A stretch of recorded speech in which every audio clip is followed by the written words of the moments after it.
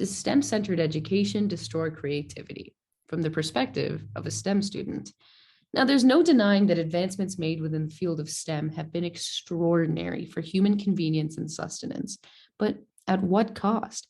While these bases of knowledge are definitely important, the emphasis placed on it has diminished the creativity of students in the education system, both within the field and outside of it. As a student in engineering, I have come to recognize three overlooked but evident consequences of STEM centered education and how they serve to overlook creativity among students. One, the failure to emphasize communication skills. And I mean this in both senses of the word, interpersonal and intrapersonal. As I continue to age, I grow to see the irony of placing emphasis on book smarts and then being thrown into the deep end of reality. There's seldom a situation you can find yourself in when the accepted choice of conversation is how to navigate the Bellman Ford algorithm.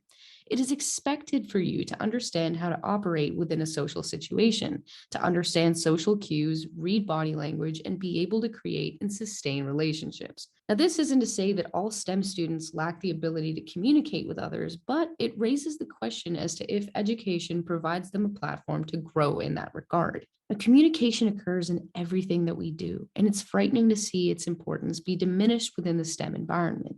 We place emphasis on book smarts while negating the importance of intellectual strength, emotional intelligence, and social awareness.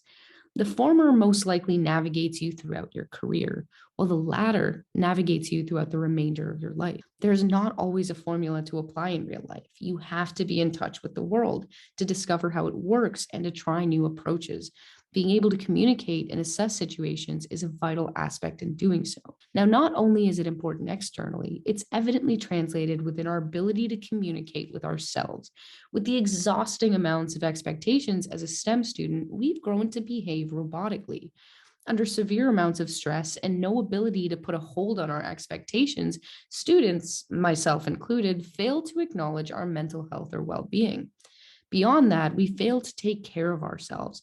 We don't have time for the things we once used to love doing. And most importantly, we don't make time to learn about who we are beyond a student.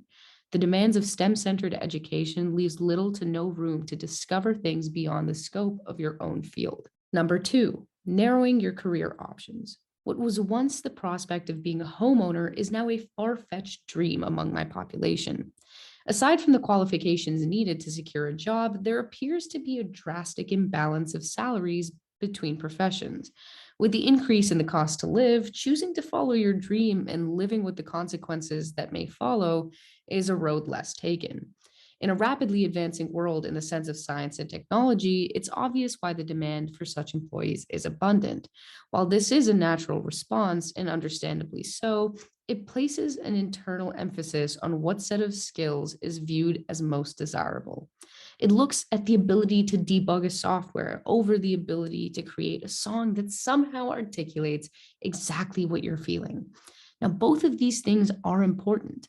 They have different intentions and thus different forms of impact, meaning they cannot be compared in their degree of importance and intelligence. When I respond to the question asking about my field of study, I often get the default response, "Oh, so you're smart."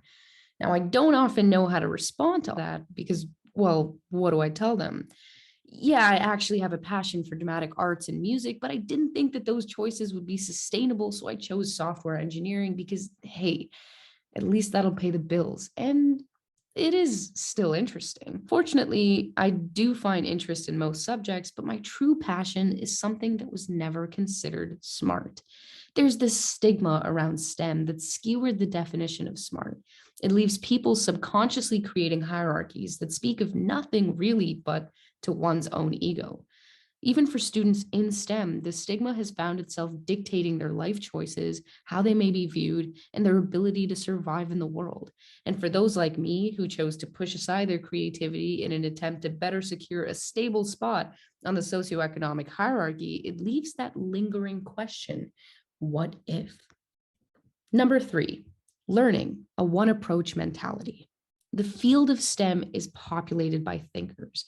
Vaccines, technology, infrastructure, these things have been created because somebody had an idea.